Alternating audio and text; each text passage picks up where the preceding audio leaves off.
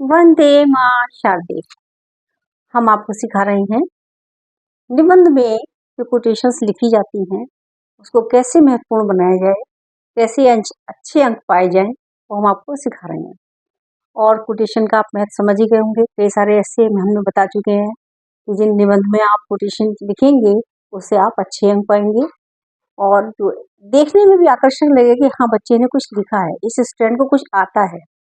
तो देखिए कोटेशन तो वही अलंकार का ही काम करता है, जैसे एक साहित्य में अलंकार महत्वपूर्ण होते हैं, वो सुंदर बनाते हैं, उसी तरीके से ऐसे भी आपका जो निबंध है, हिंदी निबंध है या इंग्लिश निबंध है, हिंदी इंग्लिश में ऐसे है, उसको आप कैसे सुंदर बना सकते हैं।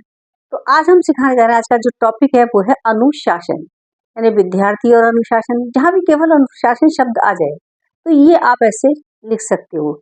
इसे जो भी ऐसे आप लिख रहे हैं तो उसमें अनुशासन से संबंधित लिख रहे हैं, तो अनुशासनहीनता के कारण अब छात्रों में बढ़ती हुई अनुशासनहीनता, तो उसमें सब में ये सारे जितने भी हम आपको कोटेशंस दे रहे हैं, ये सारे कोटेशंस आप यथास्थान डाल सकते हो। ठीक है, अब देखिए एक चीज तो पुरानी हो गई, प्रस्तावना लिखिए, कोई इसका महत्व लिखिए, इससे हानियां लिखिए, तो कॉमन चीज हो गया है। ठीक है, ये आप खुद भी लिख सकते हो, लेकिन इनके साथ साथ बीच बीच में जो कोटेशंस के साथ साथ जो हम आपका जो हेडलाइन है वो क्या लिखेंगे, तो वो भी हम बीच में बताएंगे। एक दो में हमने आगे लिखा भी लिखेंगे और बताते भी जाएंगे कि हाँ ये आप किस में लिखेंगे, ये वाली जो कोटेशन है वो आप किस में लिखेंगे। ठीक है, अब आप पहले स्टार्टिंग से देखिए। सबसे पहले देखिए अनुशासन समझते हैं। अनुशासन क्या है? शासन में रहना, नियम में रहना। अनु प्लस शासन, अनु माने पालन करना और शासन माने शासन का, यानी नियम पालन ही अनुशासन है। वैसे तो अनुशासन की बहुत सारी चीजों में के अनुशासन के जो भेद जिसको कहना चाहिए, अनुशासन कहाँ कहाँ होता है, आज्ञा मानना, कहना मानना और गुरुओं का आदर करना, बहुत सारी चीजें जो है अनुशासन में ही आती है। अनुशासन सबसे पहले कहाँ से शुरू होता है? घर से शुरू होता है। ठीक है, तो कहते हैं परिवार नागरिक गुणों की प्रथम पाठशाला है। जो माँ होती है वो सबसे पहली शिक्षक होती है एक बच्चे के लिए। तो घर से अनुशासन सीखता है। अनुशासन कैसे सीखता है? अब जैसे बच्चा है, मान लीजिए छोटा बच्चा है, जब वो खेल खिलौने से खेल रहा है तो सिखाया जाएगा, बेटे देखो तुम खेल चुके हो, खेलने के बाद सारे खिलौने कहाँ रखोगे? अपनी जो आपकी अलमारी बनी हुई है, अलमीरा है आपके पास में, या आपकी जो बास्केट है उसमें आप रखेंगे। तो एक चीज से वो अनुशासन वहीं से अनुशासन होना सीख जाता है, करना सीख जाता है, अनुशासन का महत्व सीख जाता है। ठीक है, नियम पालन सीख जाता है। बच्चों जल्दी उठो, सुबह सुबह के जल्दी आपको ये काम करना है, इस तरीके से तैयार होना है, विद्यालय के लिए देर ना हो जाए, ये सारी चीजें अनुशासन से ही शुरू हो जाती हैं। ठीक है, नैतिकता की जो बातें हैं, नैतिकता से ही अनुशासन का जन्म होता है। पहले हम घर से सीखते हैं, फिर बहुत सारी चीजें विद्यालय में सीखते हैं, तो वहीं से हमारा अनुशासन शुरू हो जाता है। अनुशासन का अर्थ तो विशेष रूप से यही है कि हम अपने कर्तव्य को पूरी तरीके से निभाएं, पूरी तरह से उसका पालन करें, तो वही हमारा अनुशासन है। अनुशासन में रहना यानी नियम का पालन करना। चलिए पहली कोटेशन क्या है? अनुशासन बिन जगत में बनत न कोई बात, अनुशासन ही में बंधे रवि शशि दिन रात।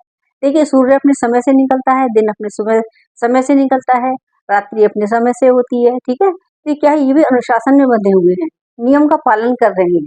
तो इसलिए प्रकृति भी हमें नियम पालन ही सिखाती है।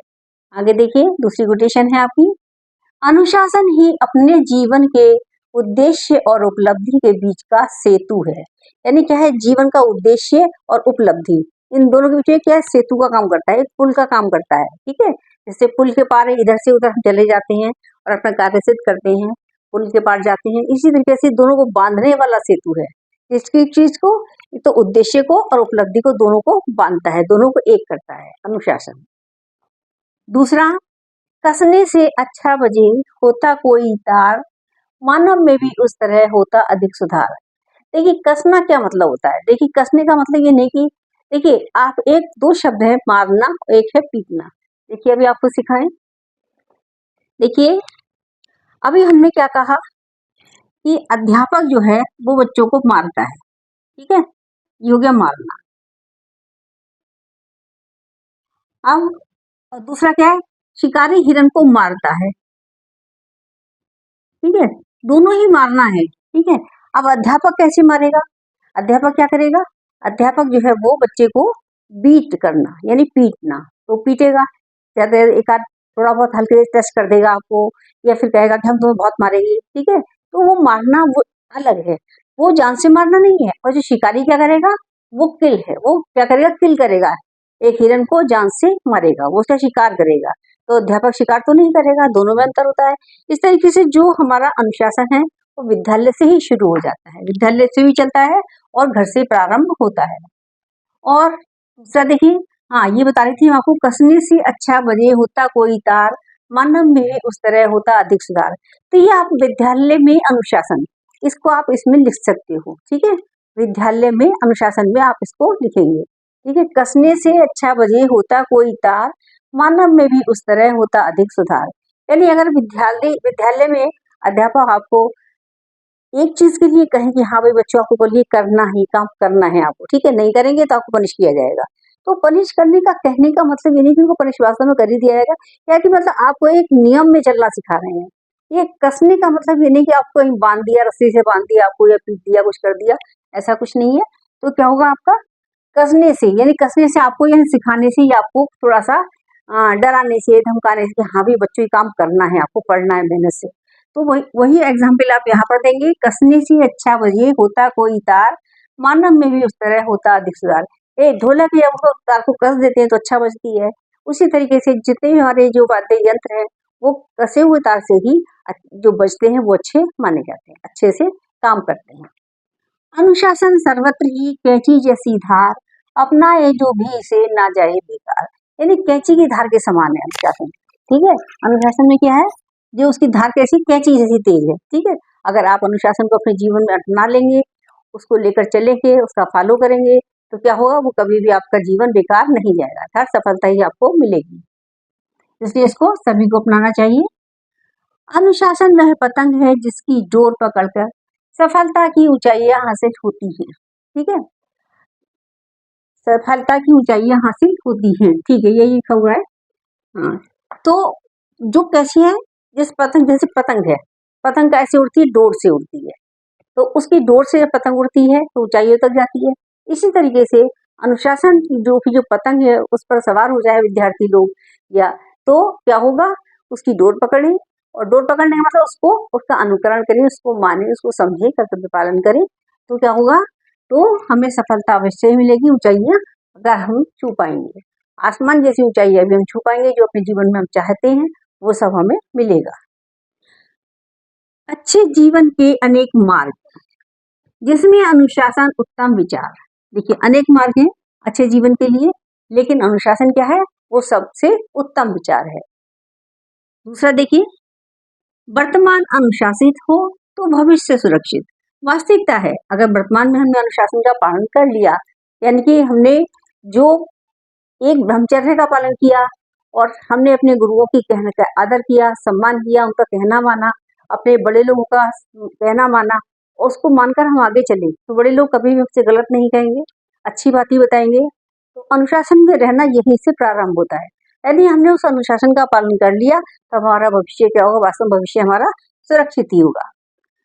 अनुशासन का पालन सदैव कड़वा होता है, पर इसका फल मीठा होता है। अनुशासन का पालन करना कैसा होता है, वो जैसे कड़वा होता है, लगता तो कड़वा ही है। जैसे अभी माँ बच्चे से कहती है ठीक है आप स्कूल से आ गए, पहले होमवर्क करिए, उसके बाद खेलने जाइए। अब आपने सोचा कि माँ जो क्या कह रही है, माँ हमें कह रही है, या हमारे घर के लोग, बड़े लोग क्या कह रहे हैं, ये हमारा गलत सोच रहे हैं, पहले हम खेल लेते हैं, हमें खेलना चाहिए, और हम पढ़ बाद में लेंगे। लेकिन नहीं, पहले आप थक जाएंगे, जब पढ़ लेंगे, पहले आप पढ़ लेंगे तो थकेंगे नहीं, पढ़ने के बाद में पढ़ के आप सोचेंगे अब हमें खेलने को मिलेगा। अब खेल से आएंगे, थक जाएंगे, फिर क्या करेंगे, तो सो जाए, खा पी लें, बस काम खत्म हमारा। तो क्या हुआ, आपको क्या मिला, कुछ भी नहीं। तो अब क्या हमने बताया यहाँ पर, जो उसका पालन है, अनुशासन का पालन है, वो कड़वा होता है, लेकिन इसका जो फल है वो मीठा होता है।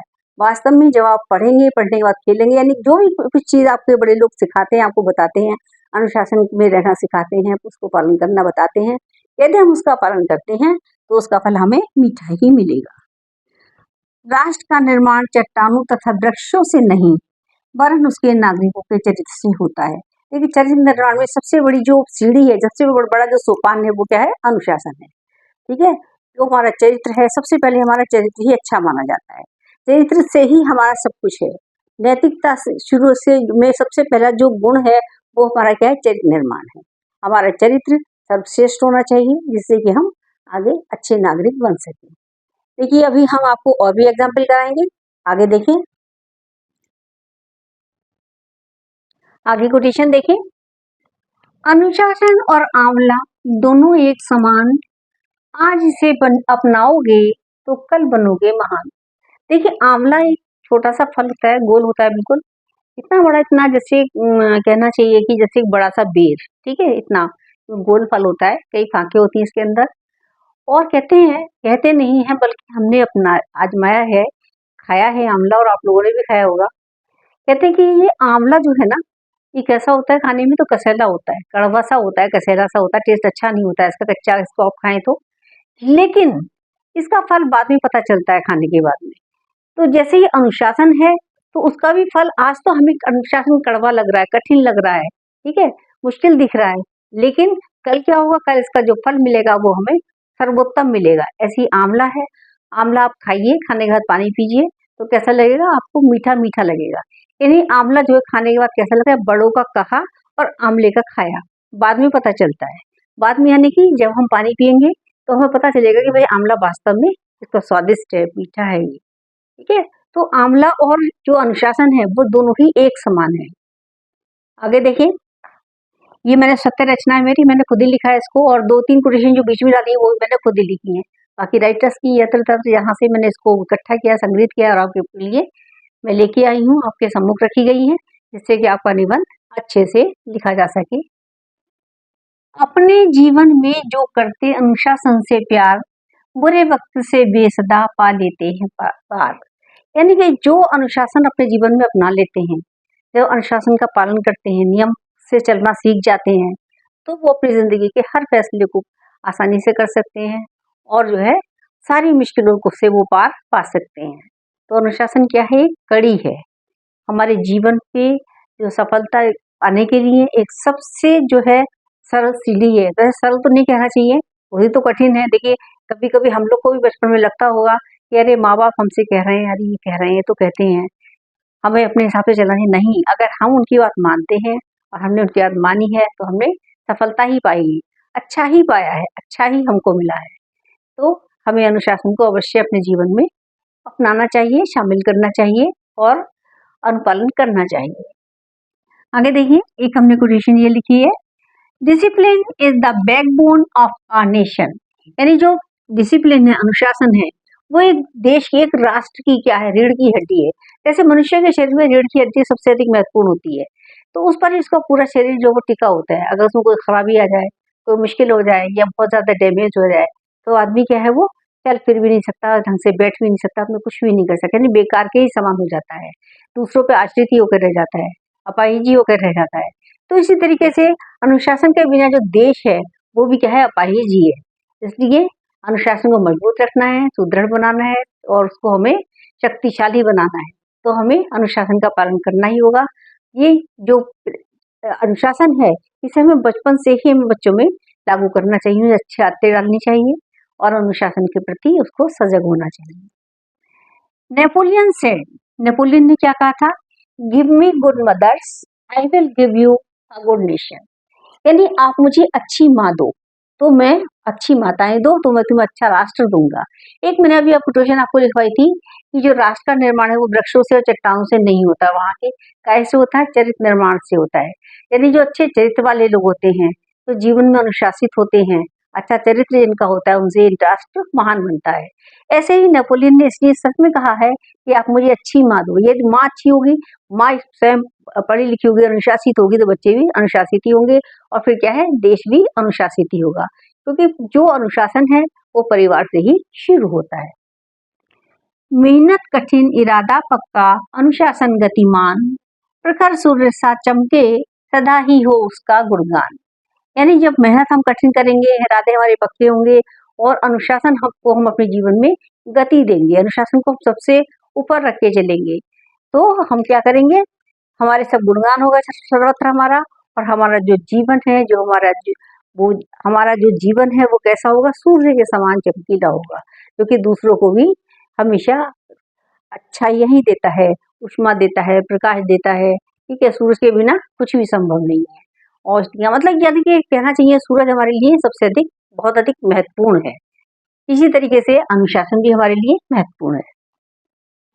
पहला अनुशासन परिवार से, दूसरा विद्यालय से, और उसके बाद स्वयंसेवी। ये मैंने स्वयं लिखा है। जो पहला अनुशासन है परिवार से शुरू होता है, उसके बाद दूसरा विद्यालय शुरू होता है, उसके बाद हम स्वयं से अनुशासित रहना सीखें तो हमारा देश महान बनेगा। देखिए अभी हमने आपको बहुत सारी चीज सिखाई है। देखिए परिवार से माता सिखाएगी, विद्यालय में क्या गुरुजन सिखाते हैं। ये कबीरदास जी का एक दोहा मैंने आपको सिखाया था, आपको याद होगा, गुरु कुमार शिष्य कुंभ है, गड़गड़ काढ़े कोट, अंतर हाथ सहार दे बाहर बाही चोट। ये मैंने आपको सिखाया था जब मैंने शिक्षक दिवस पे कुछ आपके लिए लिखी थी, कविताएं लिखी थी, दोहे लिखे थे, उसमें ये वाला दोहा भी मैंने लिखा था। यानी उसका अर्थ आप जानते ही होंगे। एक बार नहीं अगर आपको स्मरण हो तो एक बार से फिर से वीडियो देखिए शिक्षक दिवस वाली, आपको वो मिल जाएगा। ठीक है, यानी गुरु जो है कुम्हार के समान है और जो शिष्य है वो घट के समान है। घट यानी घड़े के समान है। गड़गड़ काठे काढ़े खोट, यानी उसको गढ़ने में, उसका निर्माण करने में, उसको पढ़ा लिखा करके अच्छा विद्यार्थी बनाने में क्या करता है, उसकी खोट दूर करता है। ठीक है, अंतर हाथ सहार दे बाहर बाहे चोट। तो घड़े का निर्माण होता है ना, तो अंदर जो है, जो घड़ा है, जो इतना जैसे घड़ा समझ लीजिए, घड़े के अंदर का जो हिस्सा है वो धीरे धीरे हाथ सहारता है कि वो अंदर से चिकना हो जाए, मजबूत हो जाए, शक्तिशाली है। बाहर बाहे चोट, और उदाहरण के लिए समझ लीजिए कि जैसे मान लीजिए घड़ा है और घड़े के बाहर वो हल्के हल्के हल्के हल्के इस तरीके चोट करता है। चोट करने का मतलब ये है कि आपको जो है अनुशासित रहना सिखाता है, आपको अच्छी आदतों का निर्माण करता है गुरु। तो इस तरीके से जो घड़ा मजबूत बनता है, उसी तरीके से विद्यार्थी भी भविष्य के लिए एक मतलब सफल नागरिक बनकर तैयार होता है। जो एक सफल विद्यार्थी जो बनाकर भेजता है वो कौन होता है, गुरु ही होता है। ये भी आप लिख सकते हो और बहुत सारी कोटेशन है जो जो आपको अच्छी लगती जाए सबको नोट करते जाइए और कल के लिए नई वीडियो का इंतजार कीजिए। इसको लाइक कीजिए, सब्सक्राइब कीजिए, दूसरों को शेयर कीजिए। नमस्कार, धन्यवाद।